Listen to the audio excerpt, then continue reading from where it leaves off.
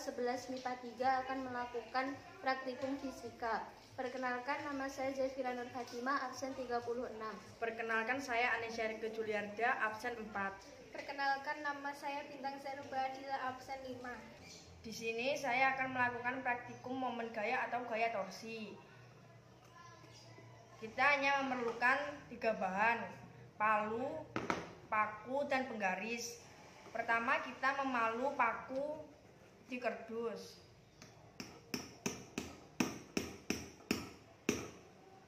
Yang kedua, kita memasukkan lubang penggaris ke dalam paku yang sudah dipalu. Kesimpulannya, apabila mistar digerakkan sesuai rotasi arah yang tidak berlawanan dengan porosnya, maka akan terjadi pergerakan. Sebaliknya, jika mistar diberikan gaya dorong atau tarik yang berlawanan dengan mistar, tidak ada pergerakan. Misal mistar digerakkan sesuai arah jarum jam, maka momen torsi ini dinilai positif. Jika berlawanan, dianggap negatif. Jadi momen gaya atau torsi yang membuat mistar dapat berotasi. Di sini saya akan mempraktikkan mengenai materi kesetimbangan benda tegar. Alat dan bahan yang dibutuhkan yaitu 1 buah penggaris, 2 buah gelas, 1 lilin, 1 korek api, dan 1 jarum pentul. Kemudian letakkan lilin di tengah gelas, lalu nyalakan api di kedua sumbunya.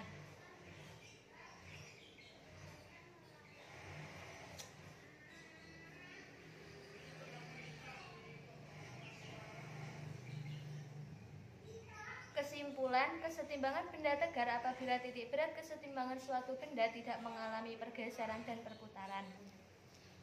Di sini saya akan mempraktekkan gaya menggelinding. Yang pertama, kita menggunakan bola pecal.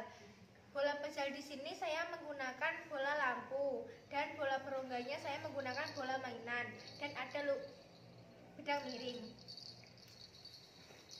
Di sini kita akan membuktikan bola mana yang akan sampai duluan.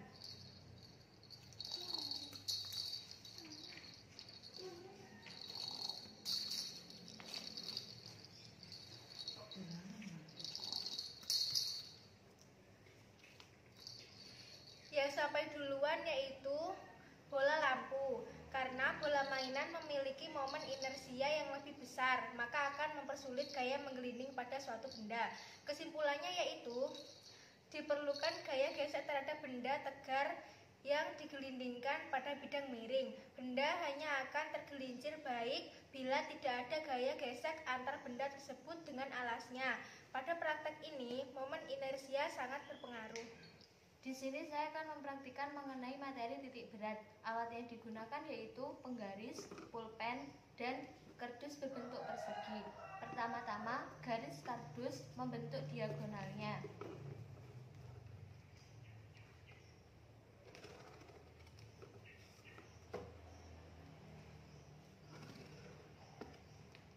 Kemudian beri tanda titik di tengah-tengah.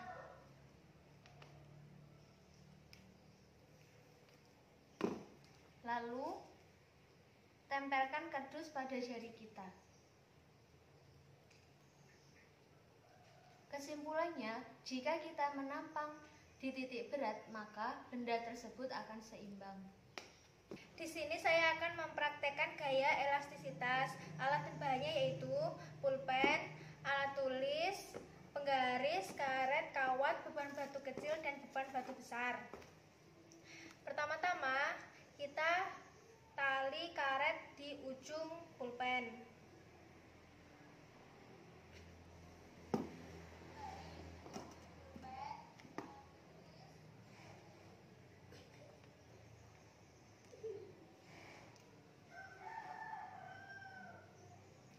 Lalu kita memberikan beban dengan batu kecil terlebih dahulu.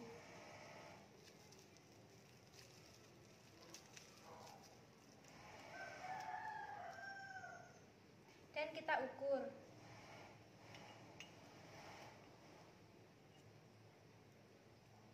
Dan kita ukur panjang karet.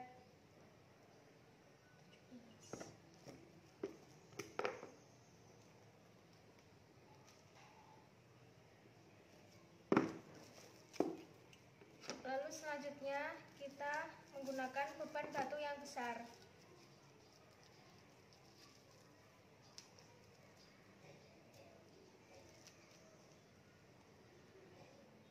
Lalu kita ukur panjang karet.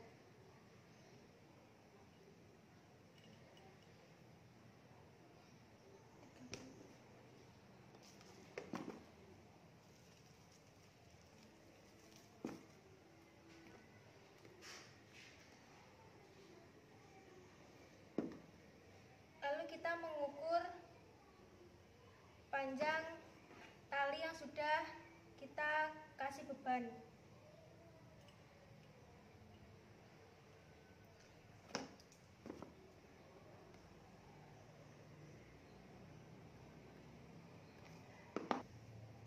Jadi karet merupakan benda pegas karena bisa kembali ke bentuk yang semula. Kesimpulan dari percobaan ini bahwa jika karet diberi beban bermassa kecil, maka perpanjangan karet juga kecil atau pendek. Dan sebaliknya, jika karet diberi beban massa yang besar, maka perpanjangan karet juga besar atau panjang. Di sini saya akan melakukan praktikum tekanan hidrostatis, alat dan bahan. Botol yang sudah dilubangi secara vertikal dan horizontal. Solasi, gunting, dan teko berisi air. Langkah pertama, lubang di dalam botol ditutup dengan solasi.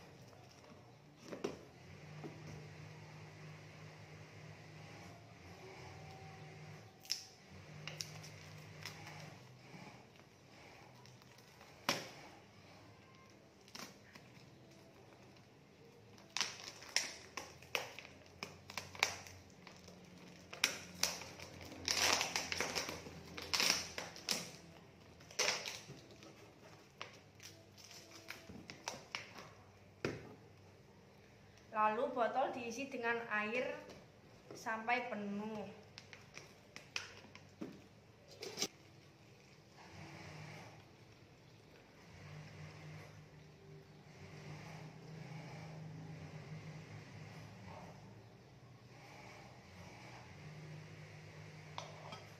Tidak penuh juga tidak apa-apa.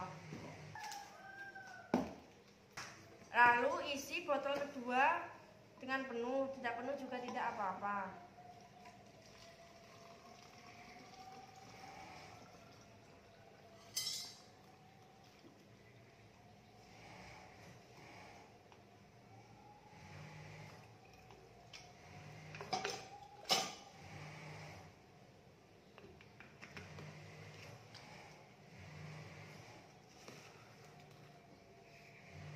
Lalu solasi dalam botol dibuka untuk membuktikan adanya tekanan hidrostatis.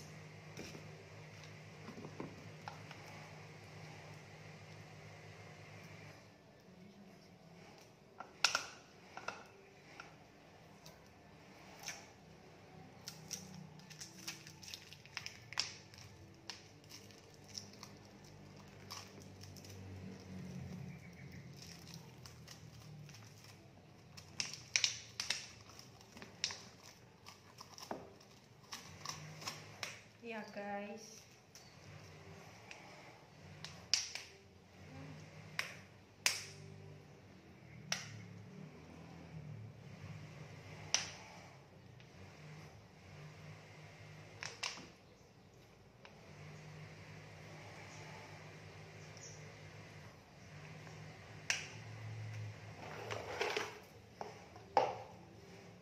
lalu botol kedua kita buka juga.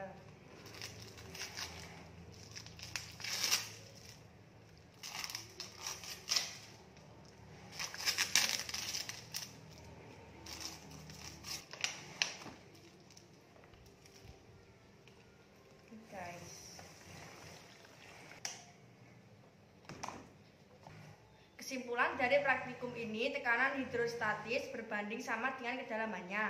Semakin besar kedalamannya, maka tekanan hidrostatisnya semakin besar. Di sini saya akan mempraktikkan mengenai materi hukum Pascal. Alat-alat yang digunakan yaitu balon dan jarum pentul. Lalu isi balon menggunakan air. Lalu tusukkan jarum ke permukaan balon. Kesimpulannya, apabila kita tidak menekan balon, air tidak akan keluar. Namun apabila balon ditekan, maka airnya akan keluar. Ini saya akan melakukan praktikum kerja tegangan permukaan. Alat dan bahan ada silet dan air yang berisi deterjen dan air bersih.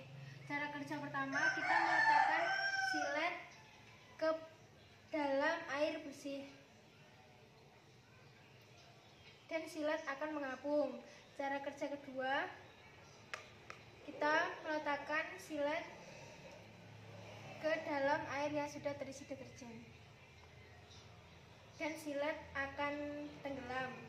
Hasil pengamatannya yaitu jika silet kita letakkan di air bersih, maka silet akan mengapung. Sedangkan jika kita meletakkan silet di air yang dicampur dengan rinso, maka silet akan tenggelam.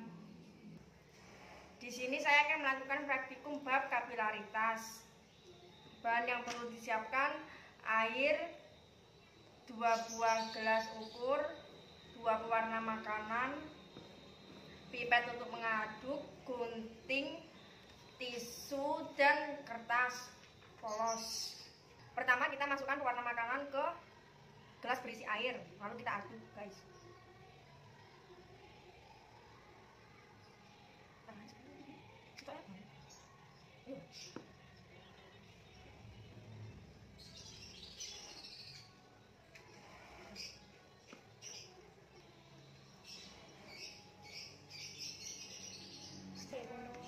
Kedua, kita menyiapkan tisu dan kertas. Kita sobek dan kita masukkan ke masing-masing gelas.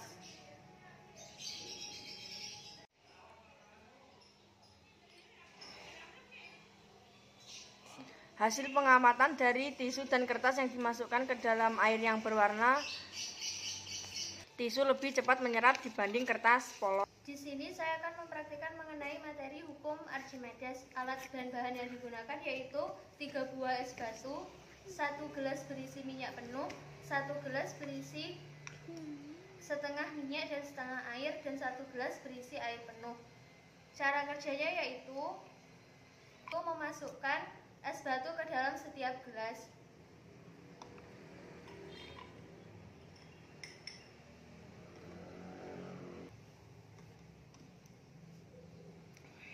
Kesimpulannya yaitu es batu yang dimasukkan ke dalam minyak penuh akan tenggelam, dan es batu yang dimasukkan ke dalam gelas yang berisi setengah minyak dan setengah air akan mengapung ke bagian minyak, dan es batu yang dimasukkan ke dalam 1 gelas air penuh akan mengambang. Di sini saya akan mempraktekkan hukum Bernoulli. Pertama-tama siapkan 2 buku tebal dan letakkan masing-masing sekitar 4 cm. Lalu letakkan kertas di atasnya dan siapkan pipet, lalu tiup.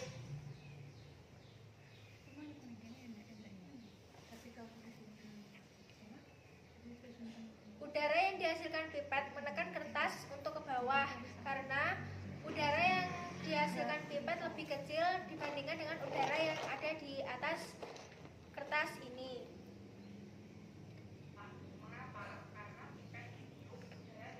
Inilah konsep hukum Bernoulli, yaitu aliran fluida yang mempengaruhi tekanan sisi kepada objek yang berbeda. Di sini saya akan menjelaskan bab air mancur. Yang perlu disiapkan 2 buah bak, yang 1 berisi air, yang 1 kosong, solasi, 2 pipet, botol yang sudah dilubangi menjadi 2, sini sama sini, terus sama tisu. Pertama kita masukkan pipetnya dulu.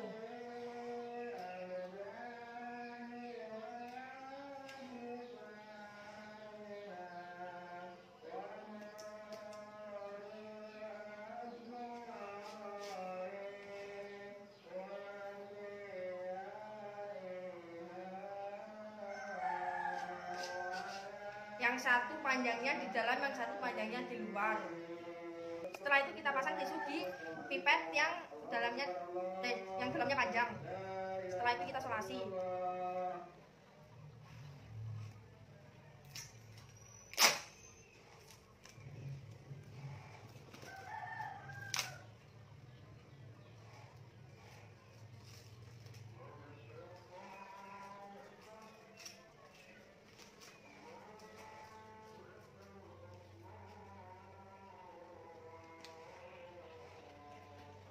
Setelah itu kita pasang tisu lagi di sedotan yang bagian kedua dan kita solasi.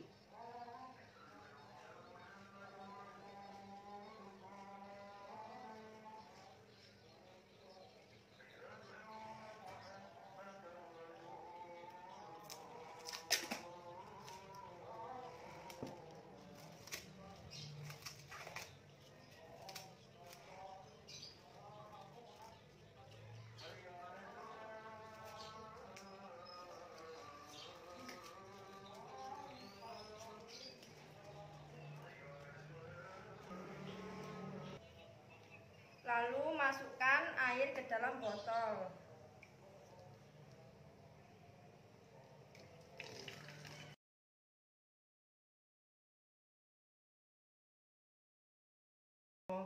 Kesimpulannya, pembuatan pompa air tanpa listrik ini didasari dari teori hidrolika. Prinsip kerjanya sudah diterapkan pada percobaan air mancur tadi. Di sini saya akan mempraktikkan materi perpindahan kalor mengenai materi konveksi. Alat dan bahan yaitu 1 buah korek api, 1 buah lilin, 1 balon yang berisi air, dan 1 buah balon yang berisi udara. Pertama-tama nyalakan ujung lilin dengan korek api.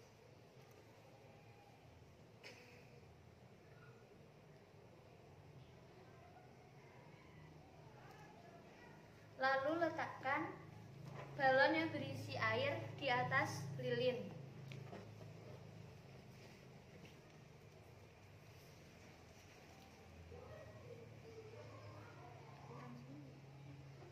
Maka yang terjadi, balon yang berisi air tidak akan meletus. Yang ketiga yaitu letakkan balon berisi udara ke atas api.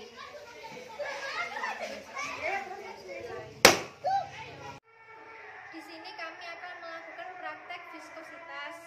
Alat bahannya yaitu ada minyak goreng dan sunlight dan 2 botol kosong. Di sini kami akan membuktikan dari kedua ini siapa yang lebih cepat habis. 1, 2, 3.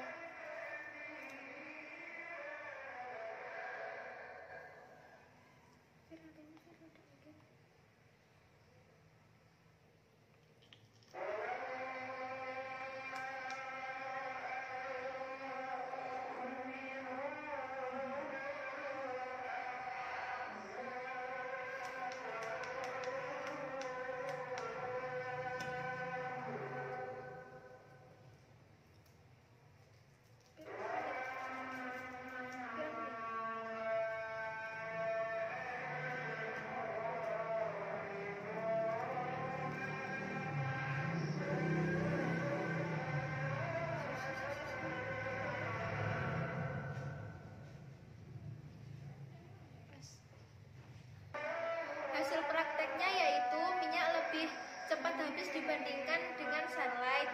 Waktunya yang minyak sekitar 49 detik, yang ini 2 menit lebih 2 detik.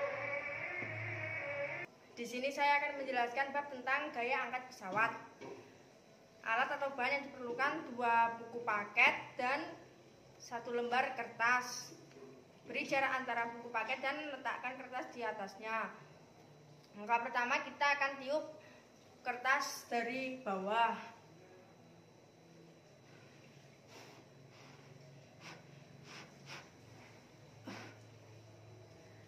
Dan kedua, kita tiup kertas dari atas. Kesimpulannya, jika kita tiup kertas dari bawah akan ada tekanan ke atas, dan jika kita tiup kertas dari atas akan ada tekanan ke bawah.